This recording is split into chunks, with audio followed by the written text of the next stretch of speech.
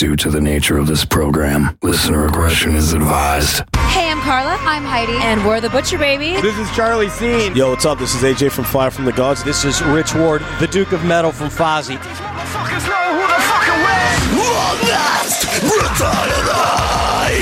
Saddam Leader from In Search of Sun. This is Beefcake the Mighty from Guam. And Postulus Maximus. Ahoy, this is Chris from Maelstrom. Yo, what's up? This is J-Dog from Hollywood Undead. Hi, this is Ash Costello from New Year's Day. This is Tommy Vex from the Bad Wolves. This is Joe from Dead.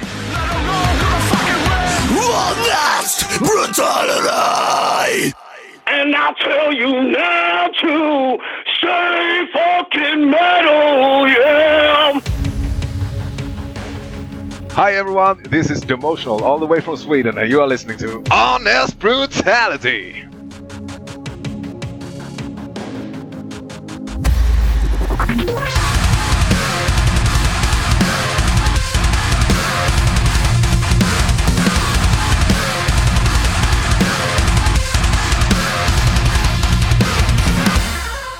Hey everybody, it's Camera Rebel. How are you, Evil? Sitting next to me. I'm good, thank you. Yes, you know what? Today we have an amazing show. We have all the way from Sweden, Nils, Sebastian, and Tommy from dEMOTIONAL. Hi guys.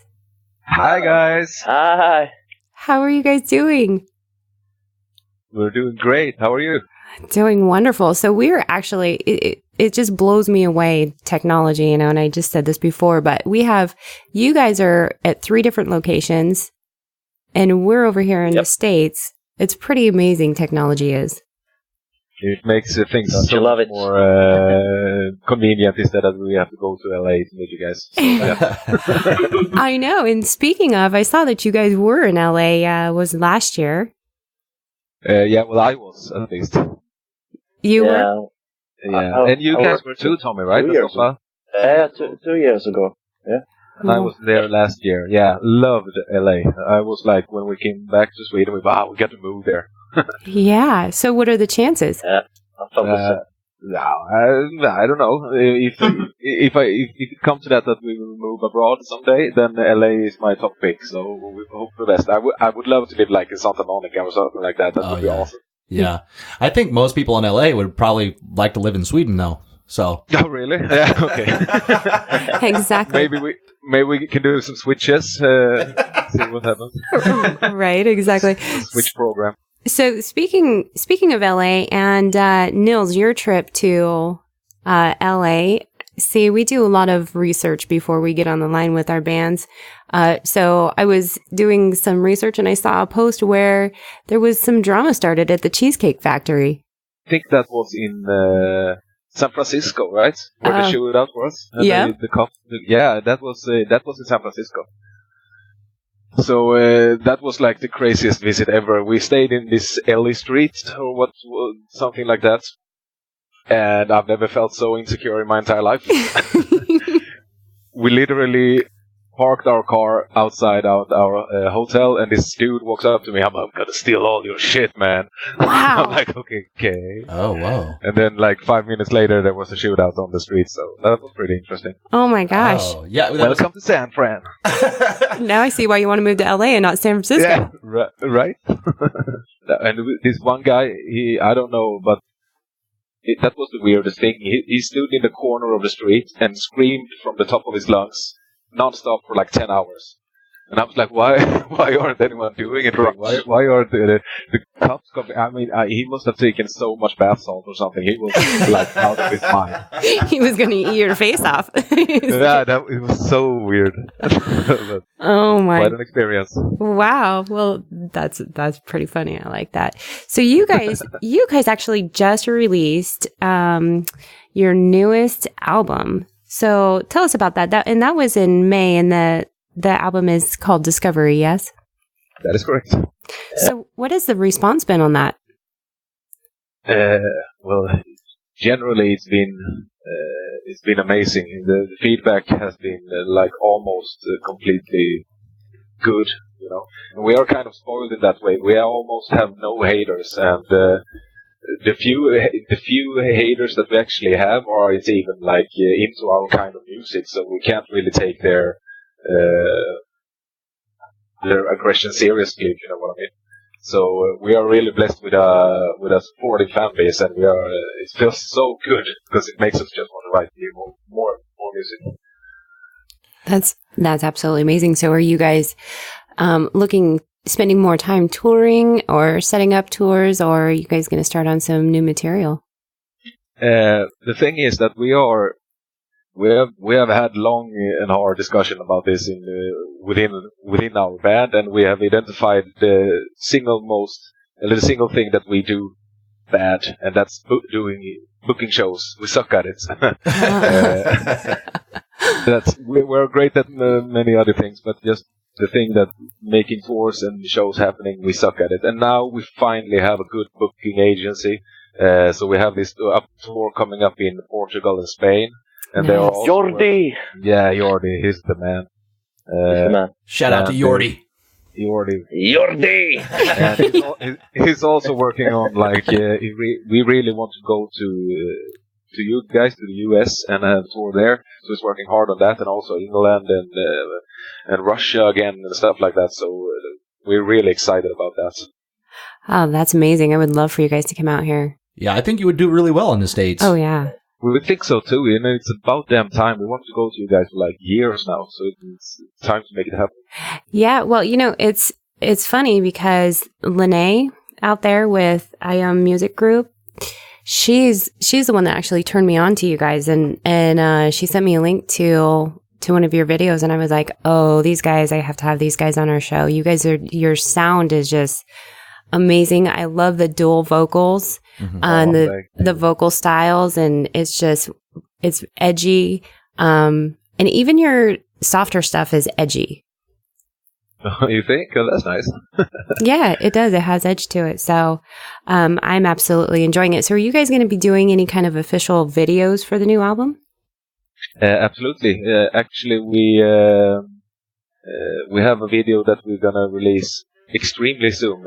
We have a guy working on it for us right now, and it's actually already delayed. So we should have it now any day, and we will release it. So absolutely, yeah. And we plan to record a more. If you have watched our older music videos, there were those who are like 2 or 3 years old, that we had a lot of crew on them, and we had a lot of staffs going on, and we're gonna do more of that thing. Yeah. So that's gonna be really fun. We love making videos. Yeah. Oh, yeah. There's so much artistic creativity that goes into them for sure. So what did you say? What song you guys are doing the video on? It's for the song Monster. Awesome. Yeah. So that's gonna be nice. We loved Jennifer, the lady singing in that song. She's so damn talented. Yeah, she has a great voice. There's a great voice. Yeah. I actually thought before when I wrote Monster, I had this feeling that I wanted a female featuring on the song, but I didn't know who. So I sat like for a day and just listened to all kinds of music and just trying to find a voice that would be great on the track. Right. And I actually contacted a lot of bands in the US that I found had interesting voices. But in the end, Jennifer took the prize. Yeah. Oh, her vocals are just stunning. Actually, her name is Jenny. Jenny, Oh, that's awesome. Sorry. So now you guys have 6 band members. Tell me about your writing process with 6 band members. Well, since we don't even live in the same city, so we work pretty much individually. Usually it's like one of the band members that I have an idea, and they work out a rough draft of a song, and they send it to me, and I see if I get a feeling for it and write some lyrics and some melody, and take it to the studio and just try things out. And if the rest of the band likes it, then we do the hard work on making it into a great song. Wow. That's pretty amazing. Yeah, it's got to be a hell of a process with 6 guys involved. But I'll tell you what, the music is rich and it's deep, and it has a ton of emotion behind it. And it's a hard thing to accomplish. So kudos to you guys. Thank you. think that there's so much music today that doesn't actually mean anything. It's just like it's almost like it's produced in a factory or something. It's just soulless. Right. And if we can create some emotion, or if we can feel that this music actually means something, then that's all that we want. Absolutely. You don't have to like it as long as you feel something about it. That's the most important thing. What we've come to realize and what we've started to find out is that the area that you're in is a hotbed for music. There's a ton of great stuff coming out of that area, but it also... There's something in the water. Yeah, absolutely. It also almost seems as though that it might be hard for bands, no matter how good they are, because it's an oversaturated market. Is that the case? No, excellent. Not really. Like at least the metal stage here in Sweden is very supportive, and bands know each other, and it's a small country, so we all know each other basically. Right. And we help each other and stuff like that, and so it's actually just a positive thing. It makes even more bands pop up and do good music. That's what it's all about basically. But the thing is, Swedes in general, they are really spoiled with their live stage. Because if it's like, it could be like the best band having a show, and people just won't go to it because they know, whatever, like 2 days, In Flames gonna play here or whatever. Because it's such great bands that are playing all the time. Right. So if you're a smaller band, you can struggle with the live stuff. Absolutely. Wow. Yeah, I guess it's a good problem to have if you're a fan and a bad problem to have if you're a band. Exactly, right. So playing in Sweden is really hard. That's why we look abroad. Well, and we've heard that. We've talked to several bands in that region, and it's a gamut of styles and a whole different opinion from everybody that we talk to. You can make good generic music too. That's not what I'm saying, but I like band that actually go that extra mile to really try to do something special. Right, and set themselves apart from the others. Exactly. Let's talk a little about the live performance, though. You had mentioned that, and we watched a lot of your videos, and we've seen a lot of feedback. And you guys bring a lot of energy to the stage. You're pretty well dressed too. Looking sharp, indeed. I know. I love it. So, whose idea was to wear button-up shirts and ties?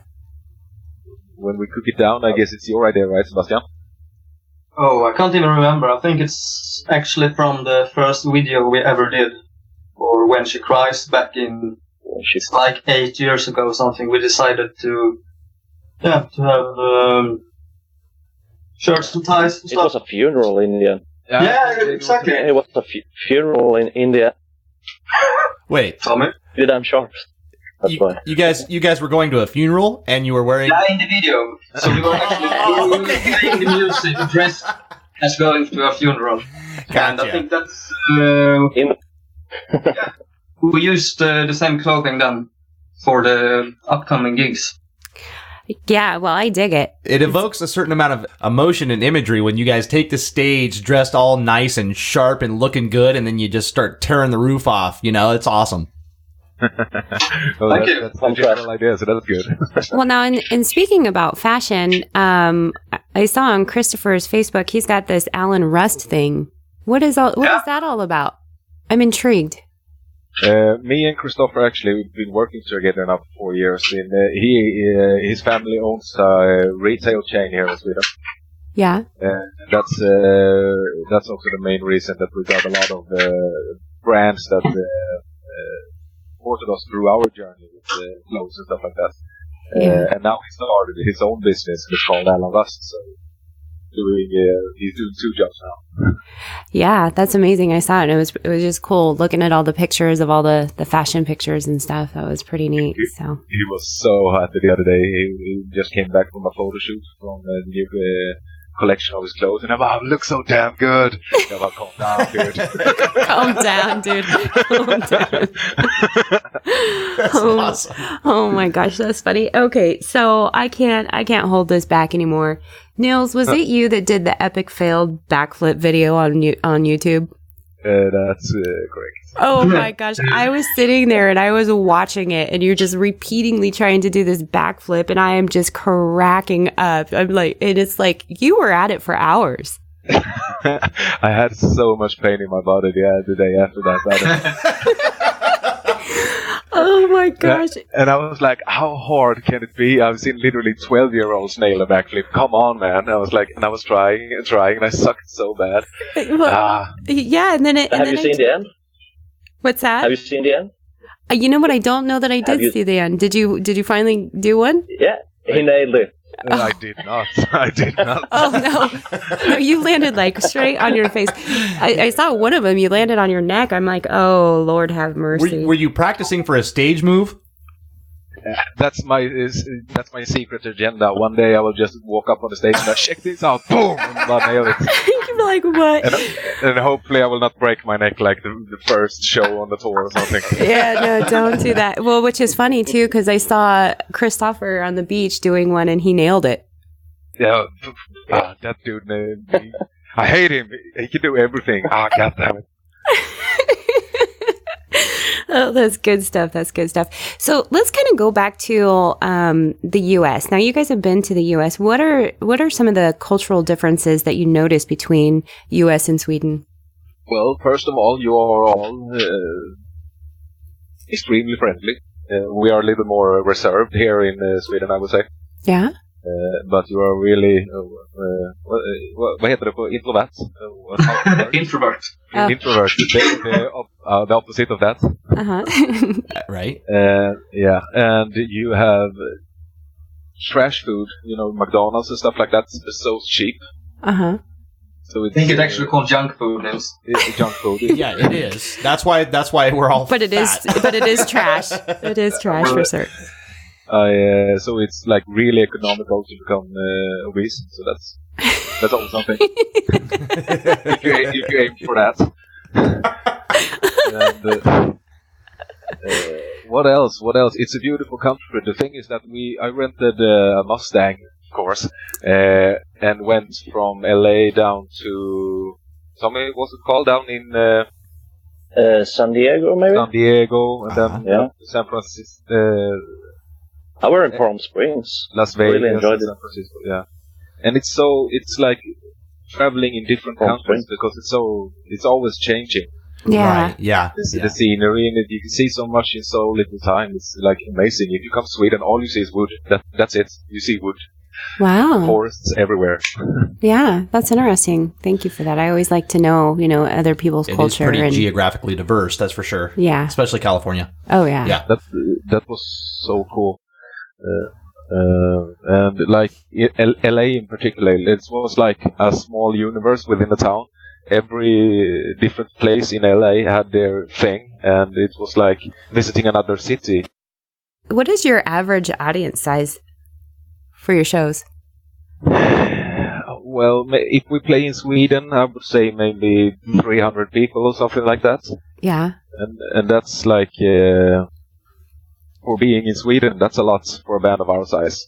Yeah. And then I mean, we have done all the shows, and I mean all of them, all the way from like in Russia, where it can be a couple of thousands, to like we play in Finland in a little bar, and it's like 3 guys drunk out of their minds. And that was actually my first impression when we come to Finland to play there the first time. There was like the pub manager, and he was the drunkest of them all, standing half naked with a cowboy hat. And then he's like, "Come here, paikka, let's go backstage and I'll show you some good time." And we go back, and he takes us back to this sauna, and he serves us like his mom had made some meat soup. And we sat there in the sauna eating this soup and drinking vodka, and it was like, it was absurd. Oh my oh my gosh, that is hilarious. That is great. Well, so that's Finland for you. So you guys have been around for quite a while, since 2009. Is that correct? Yeah, I think we started the first project with When She Cries 2009, and I think the band as it is today with all its members was like 2011, I think. Yeah, and you guys, I'm sure, have done a ton of shows. What's the craziest thing you guys have seen at a show? Well, the audience in Russia is they're out of this world. It's like they've never heard music before in their life. Yeah. It's like one guy makes so much noise that you could feel like it goes 10 Swedes on every Russian dude, you know? Oh, yeah. Wow. So if you have like 1,000 of them in the same place, it's crazy. They are complete bonkers. Wow.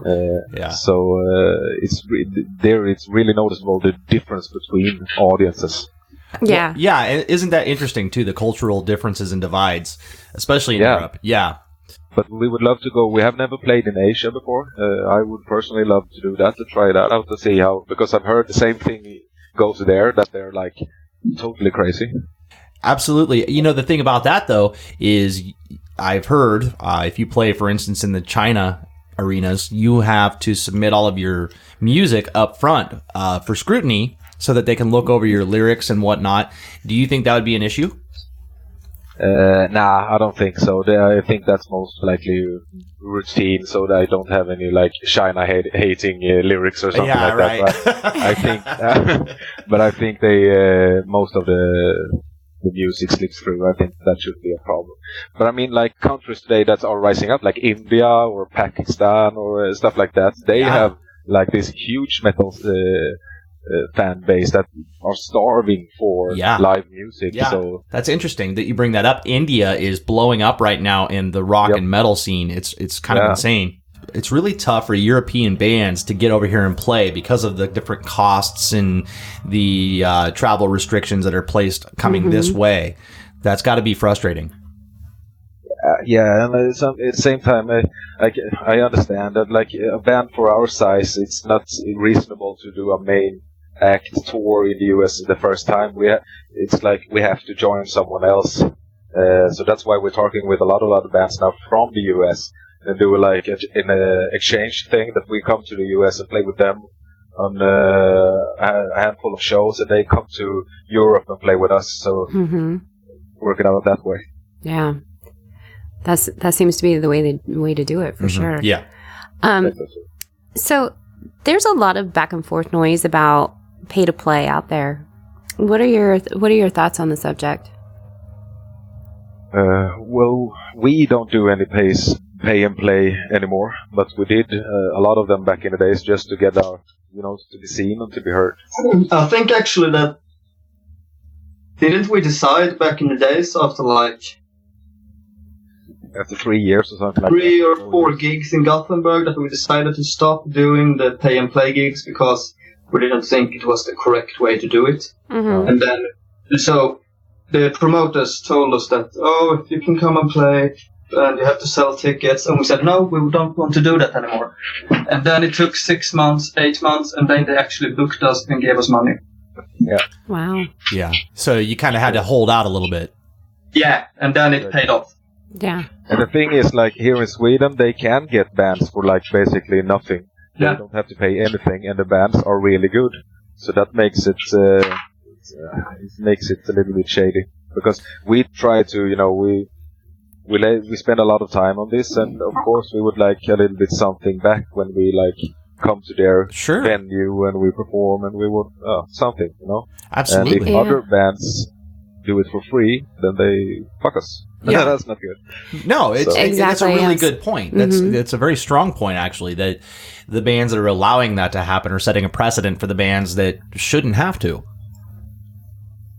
I mean, in the end, it only hurts the music industry because many bands don't have the stamina to rise above that, and then we lose a lot of bands that are just dissolve because they can't stand the pressure, Yeah, you're right.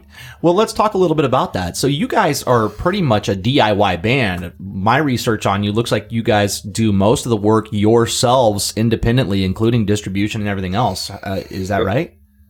We do everything ourselves, and that's why that's why also our issue with that we suck at doing booking shows. Yep. Yep. Well, we know a few people, so we'll talk off the record and see if we can't help you out. But awesome.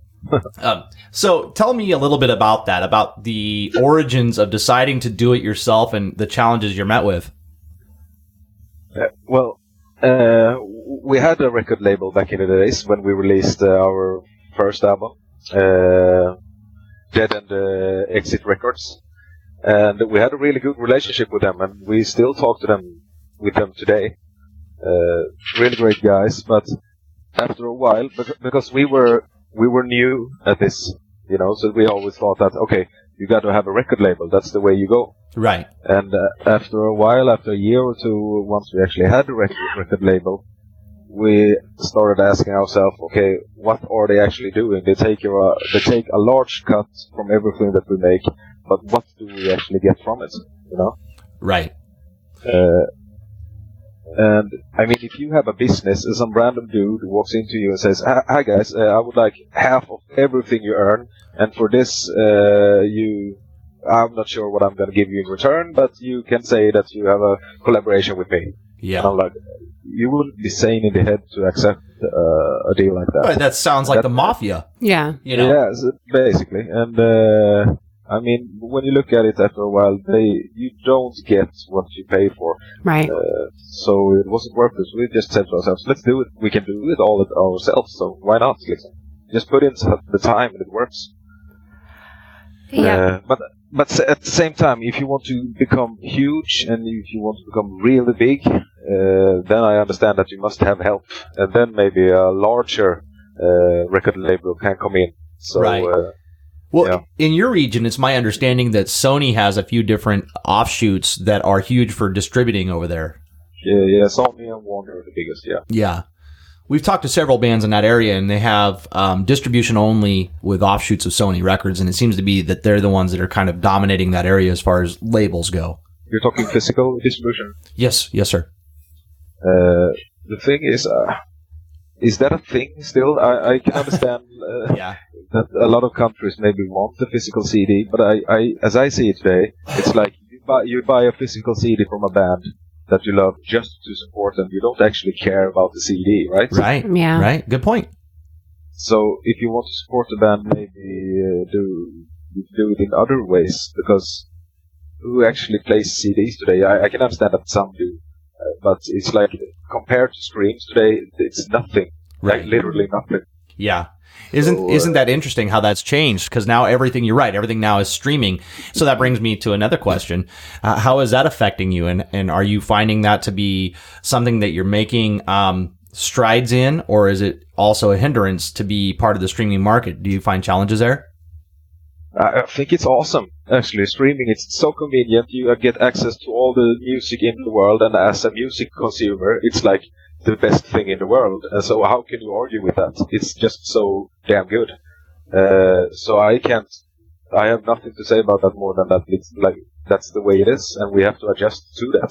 Yeah. Wow. I like that. That's good. Very positive. And I mean, iTunes and Spotify, they are actually working pretty hard to get the artists their cut. So, I mean, we earn a lot more money from streams than the physical CDs today. Yeah, it's so funny how the model has changed, and it's continuing to change. It sounds like you're on the cutting edge of that, though, and you're working really hard to stay there, and that's very smart. Yeah, I think that's the only way you have to change with the market.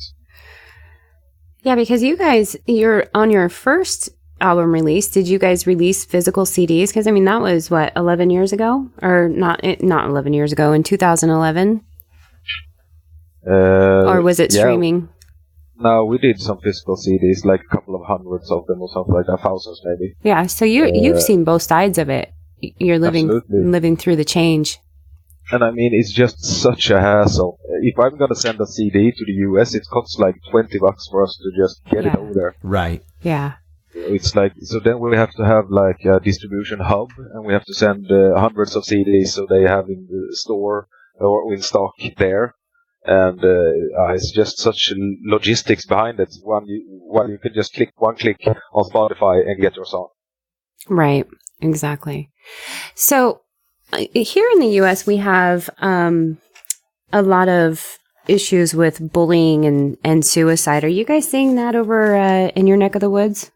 Of course, it's a problem. Like it is, I think, all over the globe, but I think it's more to talk about suicide and stuff. It's not like we don't have any big celebrities committed suicide here for a while. Right. Yeah. Right. So it's not on the agenda like in the States. Yeah, it's just amazing because I was thinking about, like culturally in the schools, like, Sweden versus us, like it's all over the place in our schools. There's online and everything. So I was just really curious. Well, it's my opinion, and I'm born and bred red, white, and blue, and I love the United States. But it's my opinion that certain countries like Sweden have their collective shit together when it comes to the education system and the way that they handle certain things, where the United States just doesn't, and that's a big part of the problem. Of course it is. I mean, when I was over there, I loved it. I mean, I really loved it over there. But there are so many things that when you compare, that you have better, but some things that are also still that we have better. And as you said, I can't even understand how you can't have free education, because you're such a big country with such a huge economical power. So you should be able to at least give education and healthcare for free to your citizens. Exactly, especially with what the citizens pay in taxes. Yeah. It's insane. You think that we would be able to educate the masses with what we pay? The thing is, I actually looked that up after I was in the States the last time, because I talked to a lot of Americans about this. It's an interesting issue to talk about, and a lot of them are saying what you're saying. I can't believe I pay so much taxes that my kids can't have free healthcare. What is this like? And when I compared actually how much average American pays in taxes, they're the same as we pay here in Sweden. We don't pay. Sometimes you even pay more in taxes than we do here in Sweden. And then still some Americans call us, well, of course they can have free healthcare. They're socialists. They pay everything in taxes, blah, blah, blah. Yeah, right. So when you look at it that way, it should be, well, we pay basically the same amount of taxes. Shouldn't we at least cover the basics then? Yeah, exactly. Yeah, it's just absolutely amazing. And you guys have mandatory military, right? I was actually the last year that had mandatory military. After that, it was voluntary until this year, and now today, 2017, it's mandatory again. Wow. Yeah, and I think that's actually not a bad thing at all. Yeah, I don't either. I think it's very neat. I think it's very cool. Mm-hmm. I wouldn't do it again, but at the same time, I wouldn't. I'm glad that I did, because it really makes you grow up. You can't argue with that. When you're out there in the woods and know what your mama's not going to clean up after you, you have to solve the problem yourself. When you're 18, you learn a lot by that. Yeah, I think that's amazing. Tommy, Sebastian, did either of you join the military? No, I didn't. No, I didn't either. Yeah, you guys were in that time off period where you didn't have to. But Nils actually told you that he has grown up. That's bullshit. That's really bullshit. I'm a man that does backflips when he's over 30 years old. Oh man. That's amazing. Let's get back to dEMOTIONAL. Let's get back to your music just a little bit here. I'm curious as to what are your muses, what are your inspirations, what are the driving forces behind the ideas, the lyrics, and the concepts for the songs? We are pretty diversified within the band as it comes to like where we get our influences, I think. Sebastian, you listen to quite a lot of technical metal, right? Yeah, that's correct. A lot of gent and stuff like that. And Tommy, you're a little bit more old school and more hardcore, right? Yeah, but the latest concert I was on was actually classical music. So nice. It's a bit different influences. Did your wife force you to go there? She didn't. She didn't. Her. Did your wife force you to go there? Is that what you said, Nils? Yeah. No, I forced her. Okay. You're gonna listen to this and you're gonna like it. Yeah. God damn it. Like sit here quiet for 2 hours and like it. Oh my god. That's pretty amazing. We actually listening to a lot of different music. Yeah. Well, everything from pop to classical and you find your own inspiration. Right. Well, for the sake of argument, we have a listener that actually knew that we were going to be talking with you, and they sent in a question for you, so I have that here, and it kind of comes back to the same thing. And they wanted to know what the story was behind the song "Brother" on the new album. "Brother" is actually it's a song about one of my closest friends. We have grown up together, and we're like our families are super tight, and he's like a brother to me. But he somehow, some way, he always fuck things up, you know. Yeah. Mm-hmm. He's like the most warm-hearted, gentle guys that you can imagine, but everything he touches like explodes. Oh, it's that guy. Yeah. Yeah, that guy, you know. I have one of those on my show. Yeah. So, and that's when you've been hanging with this guy for so many years, at some point you just say, come on, can you just please make it easy for yourself? Can you? I believe in you, man. You can do it. Don't fuck this up. Mm-hmm. And when he proves you wrong again and again, it gets tiresome. But the song is that you never really stop believing in him. Yeah. And you know, I know that one day he will get his shit together. Yeah. That's awesome. You know, it's always kind of neat to find out what the inspiration is for different songs. Right. And your guys' style is so unique and interesting to me because it is melodic and it is heavy, and I know that's what you're going for. But you see a lot of bands out there that have the dual vocalists, and yours, the way you guys do it, it's pretty seamless. Mm-hmm. I mean, is that something that you really, really worked on, or did it just sort of happen? Me and the screamer, Christopher, we have this chemistry that I can't even start to describe.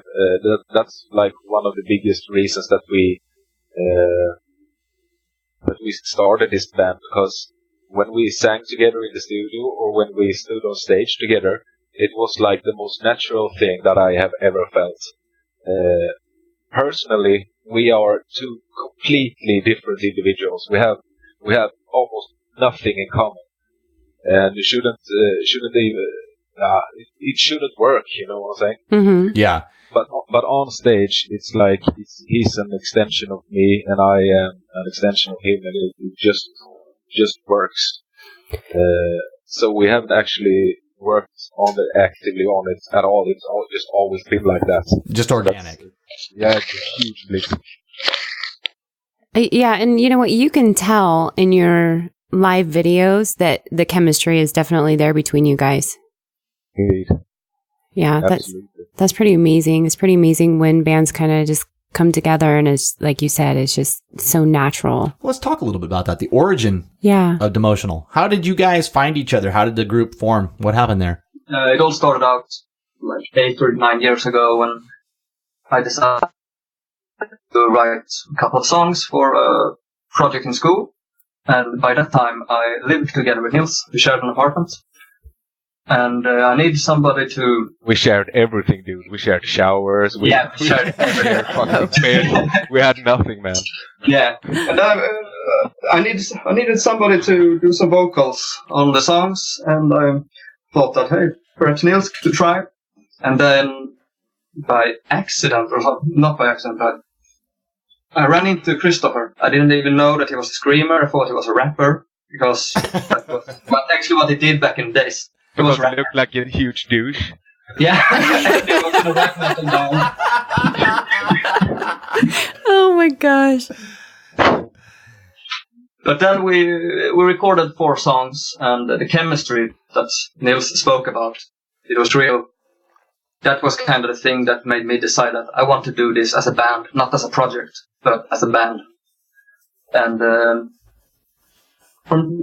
we started to write more songs and try to find band members.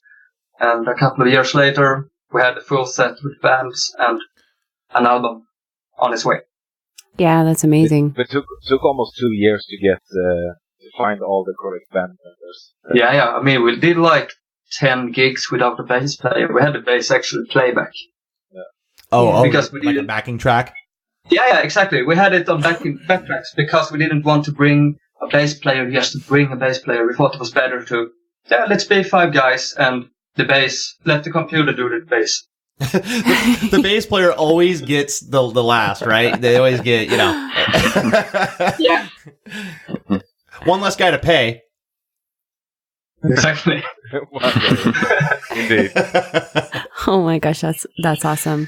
Well, but that actually I think that was a good thing, because now we've had the same band members for 6 years or something. Longevity is pretty amazing there. So do you guys ever get on each other's nerves? All the time. God. So tell me some stories. I hate these guys. Yep. Like, we try to have this democracy, and it takes so much time, and everyone is so has such a strong will, and but that's the only way to make it work. So I think that's everyone has to have its part in their decision, and that we do it as a group, even though it takes so much more time. But yeah, we get on each other's necks all the time. Yeah. Oh my gosh, that's sweet. So who's the big jokester of the band? Like, who plays practical jokes on everybody? Nils. No questions asked, just Nils. So what are some of the practical jokes you've done? No, you don't want to hear them. No, it's a lot of nudity. You don't want to hear about this. Well, I don't think I do, but she might. Tommy, is he teabagging your drum set? Have you ever heard? Actually, I think that's more me and Christopher. Have you heard about the game Balls or Penis? No, tell me about it. It's when you take a little bit of random skin out of your zip flyer from your jeans, and the guys have to guess if it's balls or penis.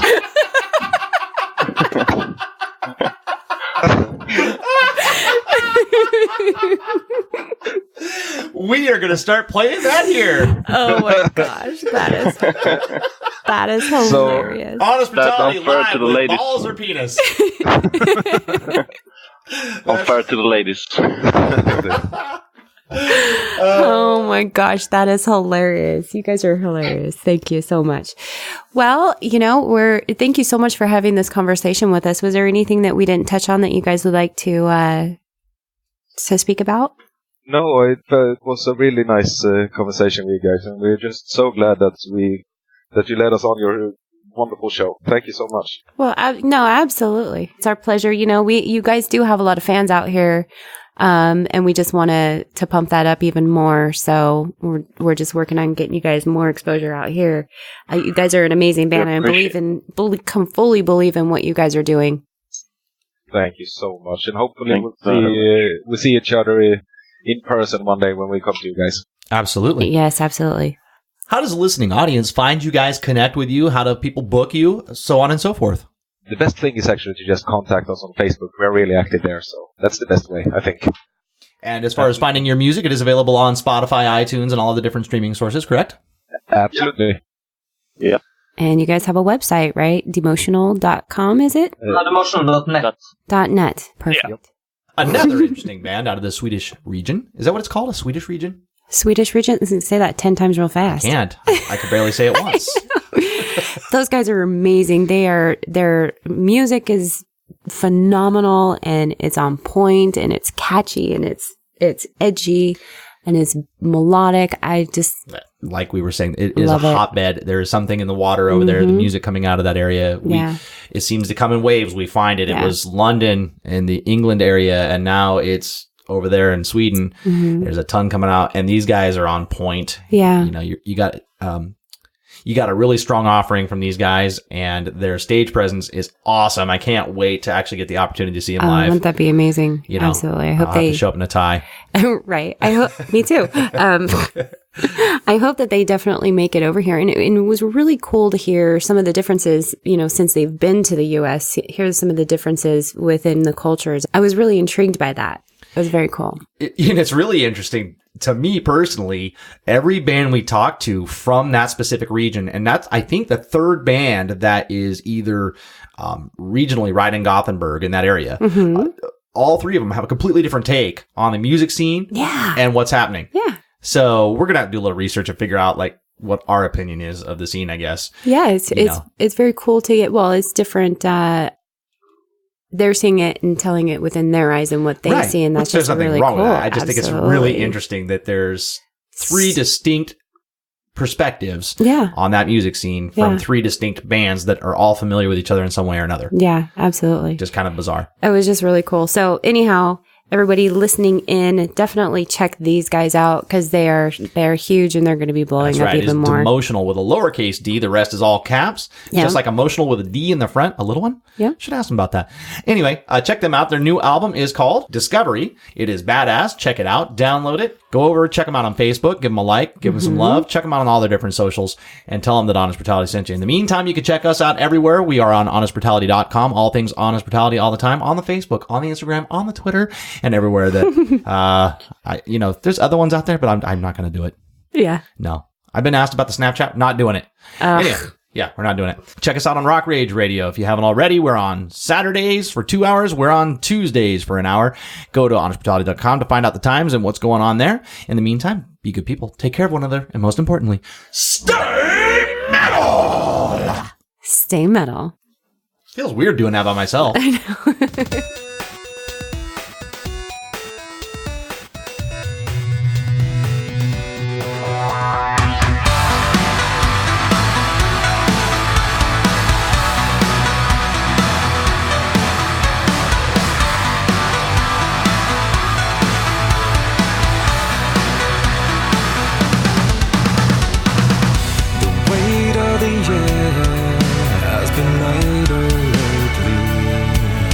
Feels like I'm leaving ground to fly for the first time when you're around. It's stupid, I know.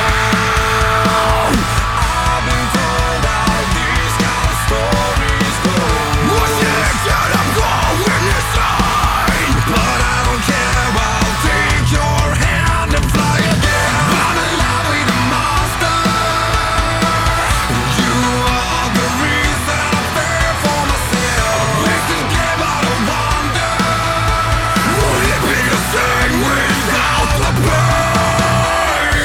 Want to flame, I am drawn to you. It's dangerous, I know, but I just can't help myself.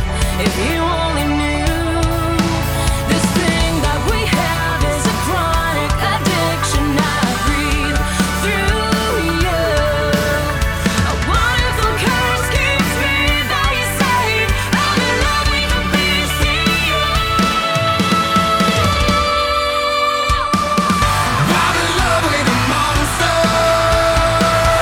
You are the reason I fear for myself. Wicked game out of wonder.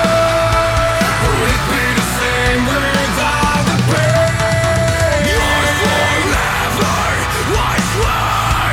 Swear it's true. Yours forever, if you dare, will do, When the darkness closing me, will this love surely set me free?